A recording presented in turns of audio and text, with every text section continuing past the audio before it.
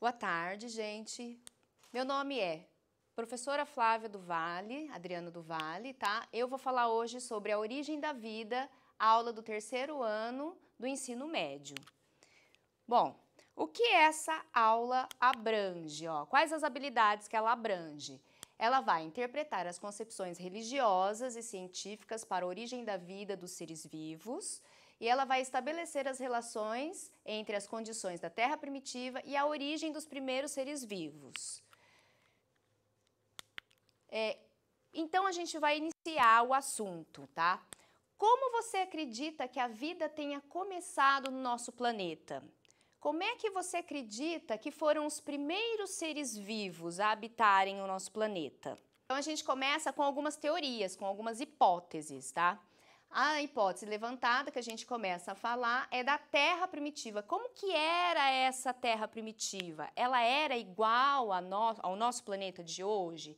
Tinha a mesma atmosfera? Essa atmosfera continha oxigênio? Como que era essa Terra primitiva? E os primeiros oceanos, como eles foram formados? Esses oceanos, eles já existiam? Eles vieram depois? Como é que foi?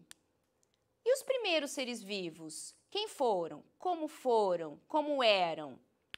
Bom, então a gente vai falar aqui dessa Terra primitiva, A Terra, então, ela, todos os planetas, eles surgiram através de uma grande explosão chamada Big Bang. Depois desse Big Bang, que mais ou menos há 15 bilhões de anos atrás, os planetas e todos os astros do universo foram formando. O nosso planeta Terra, então, nessa época, era uma imensa bola de fogo. Pensa numa bola de fogo. Tinha acabado de sair de uma explosão.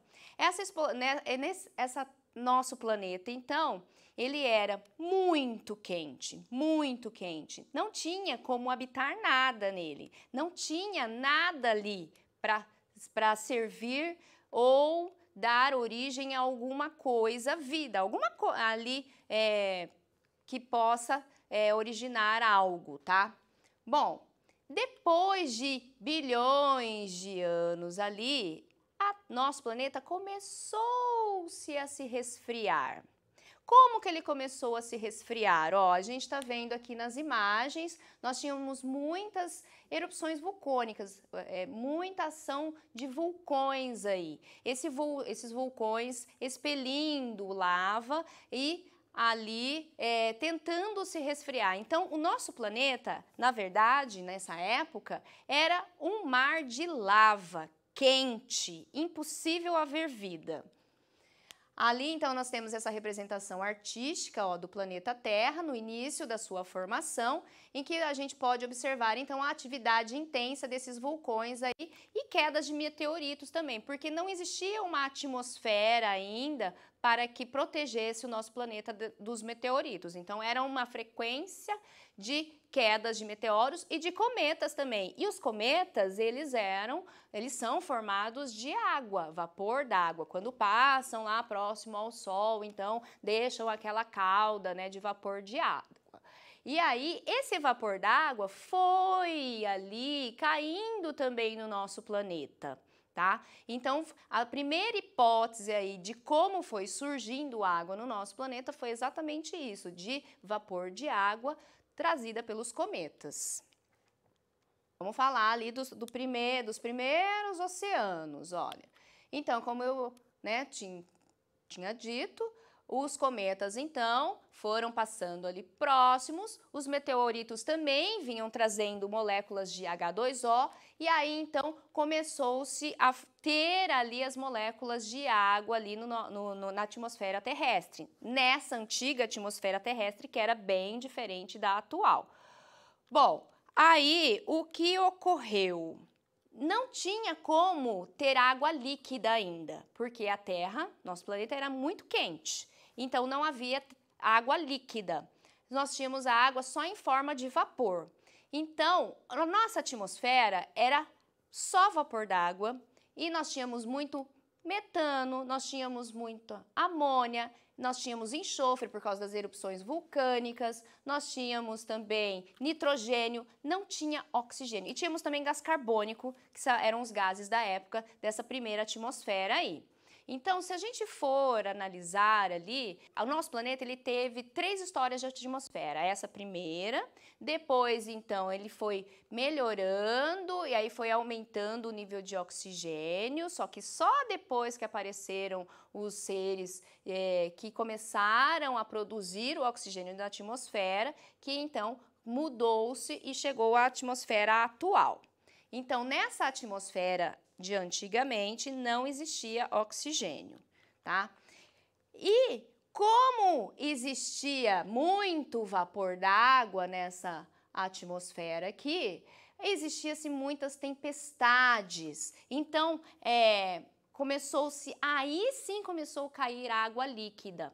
Então, o vapor de água era intenso, tinha muitas tempestades, porque era muito quente, muitas descargas elétricas, e aí foram formando os primeiros mares, os mares primitivos. O sal dos mares primitivos vieram exatamente ali dos sais que são expelidos ali nas atividades vulcânicas. E aí, se misturando ali com aquela água, foram formando os mares primitivos. Bom, então, olha, havia muitas descargas elétricas nessas altas temperaturas e as moléculas da atmosfera primitiva, então, que nós tínhamos era o vapor da água, o hidrogênio, amônia, metano, enxofre, gás carbônico, tudo ali naquela atmosfera ali.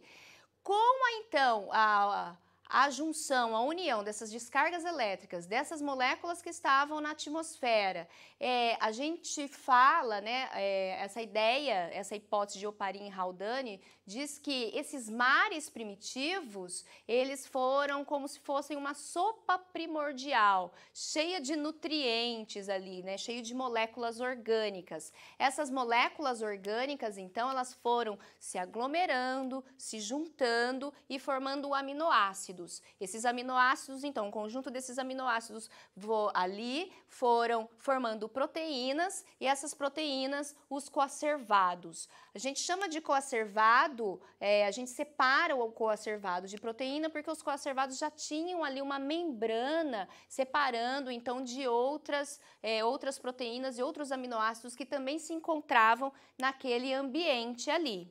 E o primeiro ser vivo, o surgimento do primeiro ser vivo, diz que ele só foi possível surgir quando apareceu o material genético, que com o material genético, então, ele pôde ali se replicar, ou seja, se reproduzir. E aí, então, se reproduzindo, foram formando os novos seres ali naquela sopa primitiva, na sopa primordial daquele local ali. Então, foi assim que Oparin-Haldane sugeriu que surgiu a vida na Terra, tá?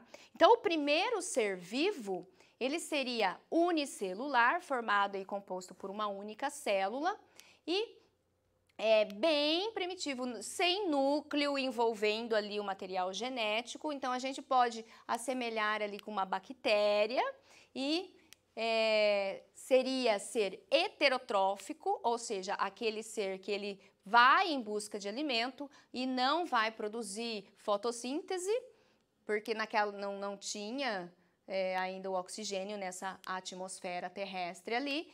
E do que ele se alimentava, então? Ele acabava se alimentando dos próprios aminoácidos e proteínas que tinham naqueles mares ali. Bom, para isso, a gente vai assistir um vídeo, né? Esse vídeo aqui, que fala sobre as duas teorias da origem da vida, que é formulada ali, uma é formulada pelo Oparin-Haldane e a outra é pela panspermia, que já eu vou comentar sobre o que é a panspermia.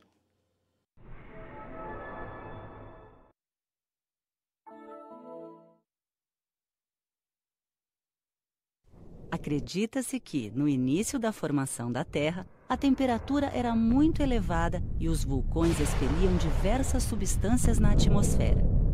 Além disso, a Terra era atingida por muitos meteoritos que possivelmente transportavam grande quantidade de água. Com a alta temperatura, a água evaporava e, então, formavam-se densas nuvens que produziam chuvas intensas com muitos raios. Mas, como a superfície do planeta era muito quente, a água evaporava imediatamente. Devido a esse ciclo de evaporação e precipitação, após milhões de anos, a Terra se esfriou. Então, a água das chuvas passou a se acumular nas depressões do relevo, formando os primeiros oceanos. A energia das descargas elétricas dos raios e a radiação do Sol favoreceram reações químicas entre os gases que formavam a atmosfera da Terra primitiva. Provavelmente foram essas reações que deram origem às primeiras moléculas orgânicas simples, como os aminoácidos. Com base na teoria formulada pelos pesquisadores Oparin e Haldane, essas primeiras moléculas orgânicas teriam se agrupado formando moléculas maiores, como os polipeptídeos. As macromoléculas em solução teriam formado estruturas com o interior isolado do resto do ambiente, os coacervatos. Alguns cientistas acreditam que o primeiro ser vivo tenha se originado quando os coacervatos adquiriram certa complexidade, como o desenvolvimento de material genético e a capacidade de se reproduzir. Esses primeiros seres vivos provavelmente eram unicelulares e semelhantes a seres procariontes. Eles são considerados os ancestrais de todos os outros seres vivos que surgiram por meio de um longo processo evolutivo. Apesar de a teoria de Oparin e Haldane ser uma das mais conhecidas, existem outras hipóteses sobre a origem da vida na Terra. A teoria da panspermia cósmica, por exemplo, propõe que os seres vivos não se originaram na Terra, mas em outro local do espaço sideral e foram trazidos por meteoritos. Apesar de essa hipótese não esclarecer como a vida surgiu, ela passou a ser defendida por alguns cientistas após a descoberta de moléculas orgânicas em meteoritos que caíram em nosso planeta. Bom, criacionismo. Quando a gente fala do surgimento do primeiro ser vivo, a gente vem em mente ali questões mais religiosas, de um criacionista, de um criador, né? Então, quando a gente fala do criacionismo, a gente vem em mente um criador. Aqui nós temos a imagem da criação de Adão, que foi a obra de Michelangelo, né?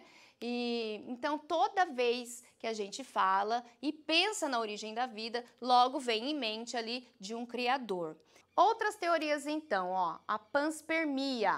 A panspermia, ela é uma hipótese de que alguns cientistas acreditam que a vida pode ter vindo do espaço. Ou seja, já que traziam muito meteoros, né, muitos meteoritos caíam na nossa atmosfera, poderia um deles ou vários deles estar ali, incluído ali, seres ou moléculas que possam ter caído naqueles mares primitivos e ali então feito ali, né, originado a primeira vida. Então essa é uma outra ideia, outra hipótese. Bom, mas antes de, né, essa foi a hipótese que a gente falou de Haldane e Oparin, e aí a gente vai falar de algumas teorias ali, a teoria abiogênese e teoria biogênese. A teoria abiogênese, ela dizia o seguinte, que a matéria, ela se originava da matéria não viva. Por exemplo, acreditava-se, filósofos da época, acreditava-se que a vida ela poderia surgir do nada, de uma matéria não viva. Ele dava até exemplos, né? Tartarugas podiam surgir da areia, gansos poderiam surgir de galhos de árvores, ratos, camundongos poderiam surgir de sacos de estopa ou de panos ali sujos, né? Então eles acreditavam que a vida poderia surgir do nada, da matéria não viva. Até eles pegavam e escreviam receitinhas, como criar camundongos, né? Basta colocar ali num local escuro um pano sujo com germe de trigo ali, que daqui 10, 15 dias surgiriam ratos, tá? Então eles até escreviam como faziam receitas de como formar vidas. E essa teoria, a biogênese, que há, né, antes de biogênese tem um tom negativo, ele quer dizer não biogênese, ou seja, não, que é a matéria sem vida, ela teve ali uma aceitação muito grande e durou por muito tempo isso. Ela até durou até quando começou a se levantar contradições contra ela e aí para surgir a ideia e fixar a ideia da biogênese ali, tá? E a biogênese dizia o contrário. A biogênese dizia o seguinte, que seres vivos, eles só podem se originar de outros seres pré-existentes. Então, a gente pode até fazer uma análise, né? Se eu perguntar assim para vocês, se eu perguntar, da onde você veio? Você vai falar, da minha mãe, do meu pai. E a sua mãe? Veio de quem? Né? Você vai pensar, da minha avó. E sua avó? Então, você vai pensando que, né, todo ser vivo teve uma vida pré-existente, não é? Então, nós tivemos aqui a teoria da biogênese tentando, então, derrubar a teoria da abiogênese. E aí, outros cientistas entraram em vigor ali e fazendo seus experimentos para tentar, então, derrubar essa teoria que já prevalecia muito tempo.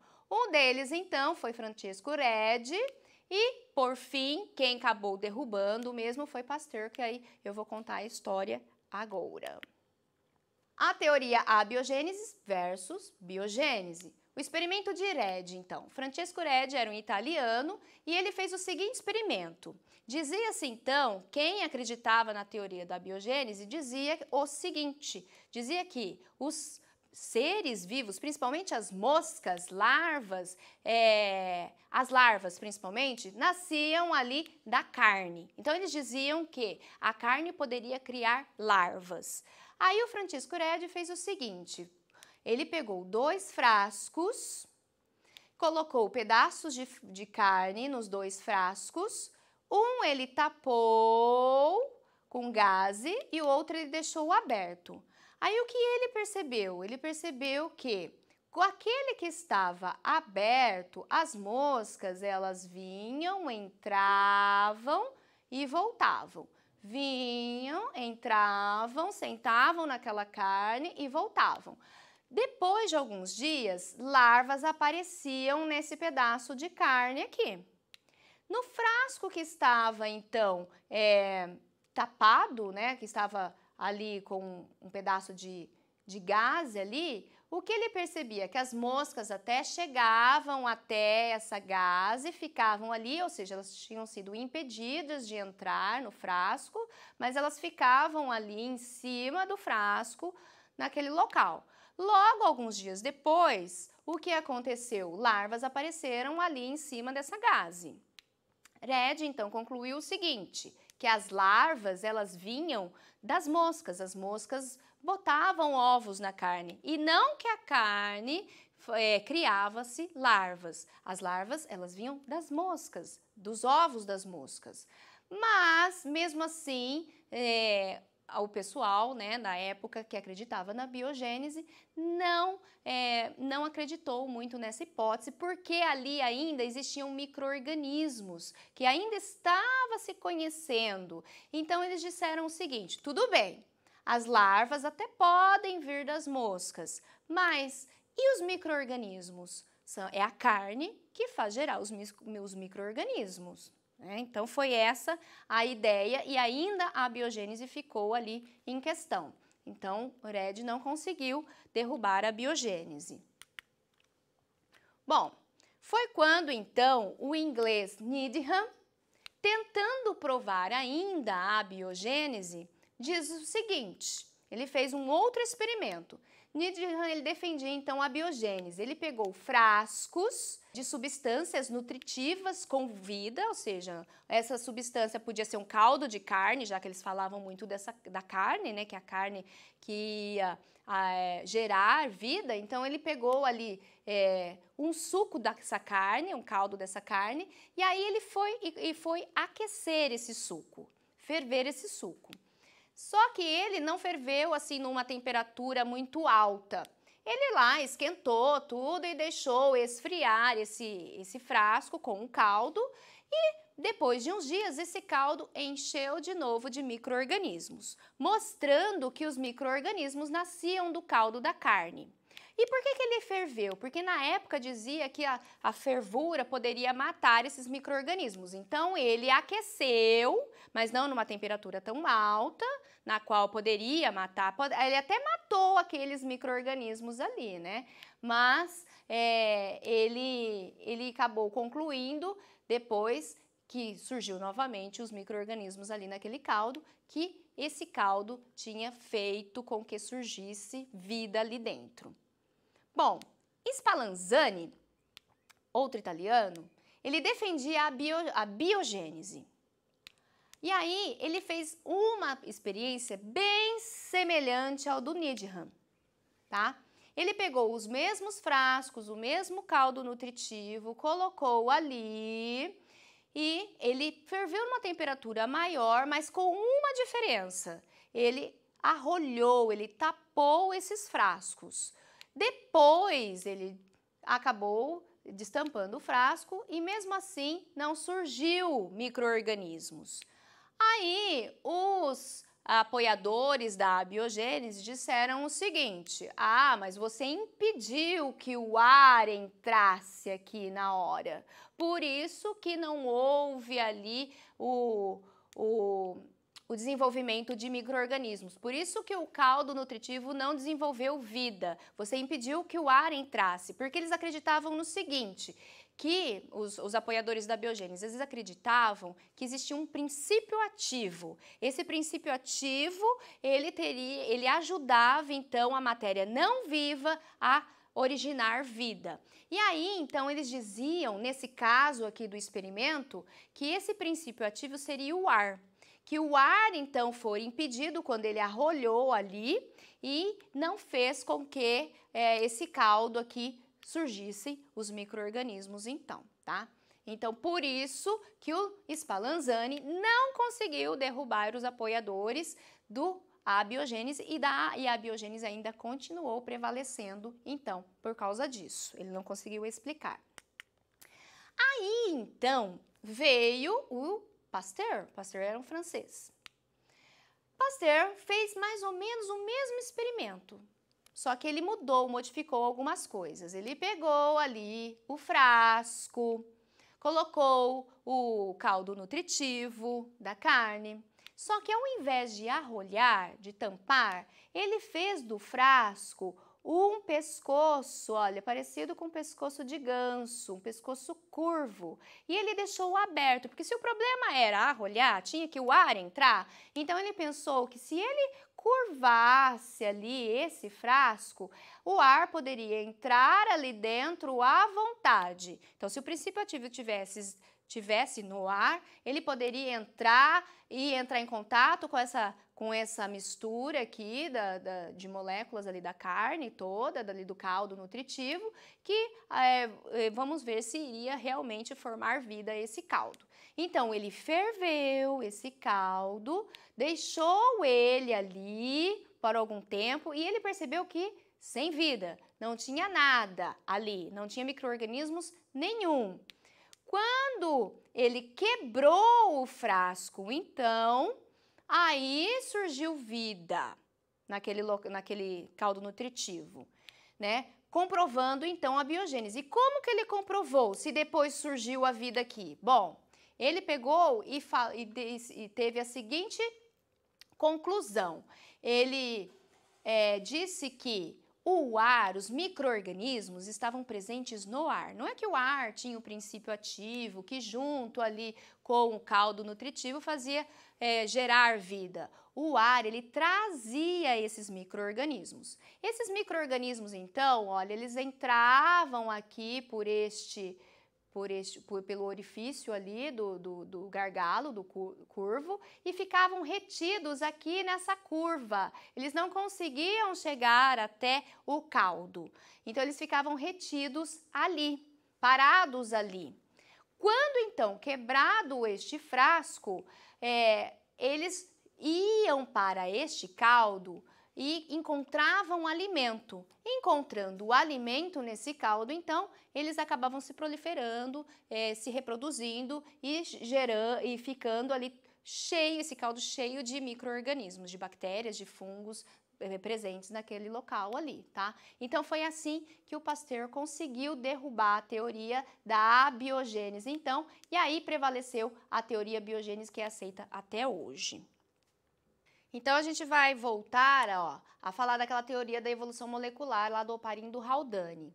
Então, relembrando, lá a atmosfera primitiva, cerca de 3,8 bilhões de anos atrás, junto com a radiação ultravioleta do Sol, das atividades de descarga elétrica, das tempestades, da ação dos vulcões da época e da atmosfera que ali existia, metano, hidrogênio, nitrogênio, amônia, enxofre e o próprio vapor da água, formaram moléculas naqueles oceanos primitivos e aí, então, em algum momento surgiu ali o material genético e poderia, então, ter surgido ali o primeiro ser vivo. O primeiro ser vivo, então, eles eram seres... Aqui está falando de seres eucariontes, tudo, mas depois que vieram seres eucariontes, tá? Primeiro, então, veio ali um ser muito primitivo, que provavelmente seria procarionte, sem o núcleo celular ali envolvendo ele, e ele era heterotrófico, se alimentando daquelas substâncias que estavam naquele mar. Para que isso fosse comprovado ou tentado, pelo menos explicar essa hipótese de Oparin e Haldane, Stanley Miller, ele construiu um aparelho no laboratório. Ele construiu esse aparelho no laboratório aqui, ó. Miller junto com Urey, tá? É um experimento dos dois. Eles construíram o aparelho, que era bem semelhante a esse, e dentro desse aparelho eles colocaram os gases da época da atmosfera, né? O metano, o hidrogênio, o amônio, o vapor d'água, gás carbônico ali, tudo ali dentro, hidrogênio também continha, e colocaram eletrodos aqui, olha, para estimular as descargas elétricas das tempestades daquela época. Com isso, então, eles começaram a introduzir essas descargas naquele meio ali onde estava ali aqueles gases e junto com o vapor d'água e alguns dias depois eles perceberam que naquele local, na condensação daquele vapor d'água ali, ó, existiam aminoácidos, tinham formado aminoácidos, ou aqueles mesmos aminoácidos que Oparin e Haldane disseram que poderia ter surgido ali os coacervados à vida então.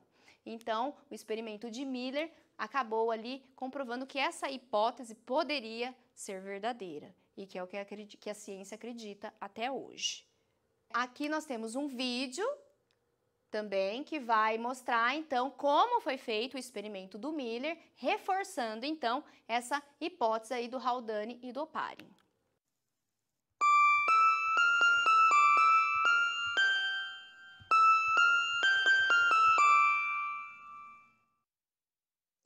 No início dos anos 20, começou a surgir um consenso sobre as condições ambientais necessárias para que a vida pudesse ser criada.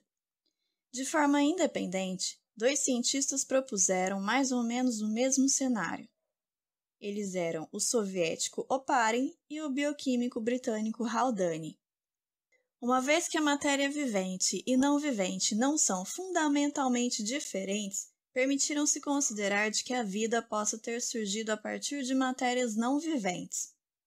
O cenário para que isso ocorresse teria as seguintes características: atmosfera desprovida de oxigênio, atmosfera composta em sua maior parte por metano, amônia, hidrogênio e água, e luz ultravioleta do Sol, energizando os compostos orgânicos.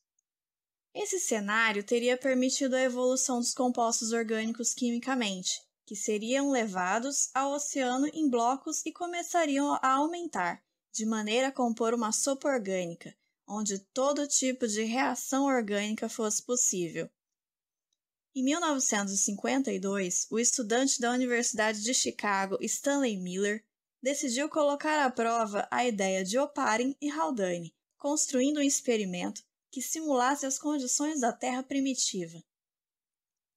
Em um ambiente fechado e totalmente livre de oxigênio, um frasco continha água e tinha por finalidade representar o oceano.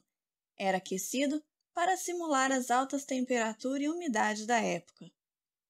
Outro balão continha eletrodos que representavam as descargas elétricas dos raios. Como esse frasco era atingido pelo vapor que provinha do frasco com água e pelos gases que eram adicionados por outra entrada, ele acabava representando muito bem a atmosfera da Terra primitiva. Um condensador resfriava e processava as matérias formadas na atmosfera, que eram conduzidas de volta ao ambiente que representava os oceanos. Dessa forma, o experimento formou um fluxo contínuo que imitava o ciclo atmosfero-oceânico, que provavelmente ocorria naquela época, com a evaporação do oceano para a atmosfera e da atmosfera para o oceano. A meta era analisar se compostos orgânicos poderiam ser formados nessas condições. Após um dia, já visualizava-se uma coloração marrom no líquido, que foi se intensificando com o decorrer dos dias.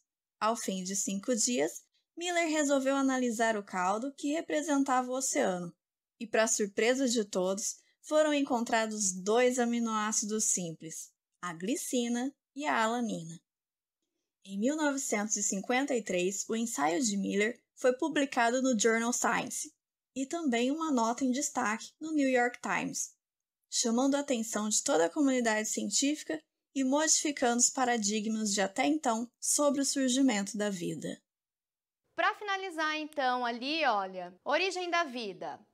Nós temos o criacionismo, que acredita-se de um criador, que é a parte religiosa, mas a ciência, ela acaba explicando de outras hipóteses. A hipótese de Oparin, através do primeiro ser vivo. Depois nós temos a derrubada da abiogênese, com os experimentos, primeiro do experimento de Redd, do Francisco Redd, lá dos pedaços de carne, que as larvas vinham das moscas. E depois, por fim, o experimento de Pasteur, mostrando então que o princípio ativo não estava lá no contato do ar com o caldo de carne, que não era o caldo de carne que fazia surgir micro-organismos, e sim, eles vinham do ar, achavam alimento naquele meio, e aí sim se proliferavam ali, se reproduziam ali. O experimento de Miller, então, ele veio ali para apoiar então a hipótese de Oparin e de Haldane. Para a gente fechar, então, o vídeo do fechamento também é uma animação na qual ali vai explicar as duas teorias, a biogênese versus a biogênese, resumindo ali os experimentos de Redd, Spallanzani e Pasteur. Eu sou o Oda, professor de Biologia do Descomplica, e o Quer Que Desenhe de hoje é sobre origem da vida. Gruda nesse vídeo e não perde nenhum segundo. Além de esclarecermos tintim por tintim sobre a origem da vida, temos um link com desconto na descrição para você continuar estudando com a gente na plataforma. Apertem os cintos, baixe já o mapa mental do vídeo de hoje que está na descrição e vamos lá, simbora! Antigamente, por muito tempo, acreditou-se na abiogênese, que dizia que a vida surgia de um ser inanimado, ou seja, da matéria bruta. Por exemplo, de uma própria pedra poderia surgir um cavalo. Ou uma ovelha. Essa era uma ideia elaborada por Aristóteles e que na época era apoiada pela Igreja Católica. A ideia da abiogênese foi questionada por Francesco Redi, que realizou um experimento colocando um pedaço de carne num frasco aberto. Ao mesmo tempo, em outro frasco, ele colocou outro pedaço da mesma carne, porém com um frasco vedado. A partir disso, foi observado que no frasco aberto pousaram moscas e, após um certo tempo, surgiram larvas, que geraram outras moscas. Dessa forma, foi elaborado o conceito da biogênese, em que a vida surge de outra pré-existente. Com a descoberta do microscópio, houve um embate entre os pesquisadores Needham e Spallanzani. Needham aqueceu por determinado tempo frascos com substâncias nutritivas e verificou que ainda existia vida após tal aquecimento.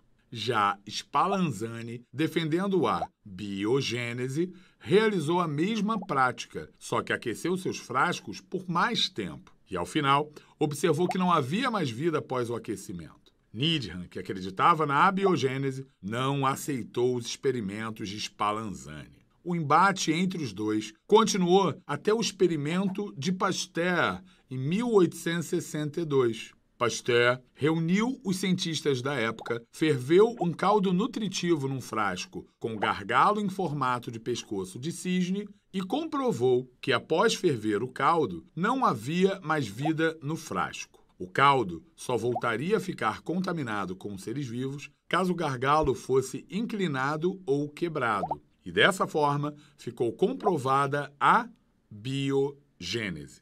E como é que teria surgido o primeiro ser vivo, hein? Bom, existem algumas tentativas de explicação para esta pergunta. Uma delas é a hipótese cosmozoica ou panspermia, que dizia que a vida teria surgido através de esporos vindo do espaço, presentes em meteoritos. Em 1936, Oparin também formulou uma hipótese de como teria surgido a vida, conhecida como a hipótese de Oparin. Ele acreditava que na atmosfera primitiva existiam moléculas de água, amônia, gás hidrogênio e gás metano. Com muitas descargas elétricas e altas temperaturas, essas moléculas se tornaram mais complexas, surgindo os primeiros aminoácidos, proteínas, até formarem os coacervados, que, arrastados pela água da chuva, acumularam-se nos mares primitivos. Assim, Oparin supôs que, a partir dos coacervados, teriam surgido os primeiros seres vivos. Já o experimento de Fox e Miller foi importante para dar respaldo à hipótese de Oparin,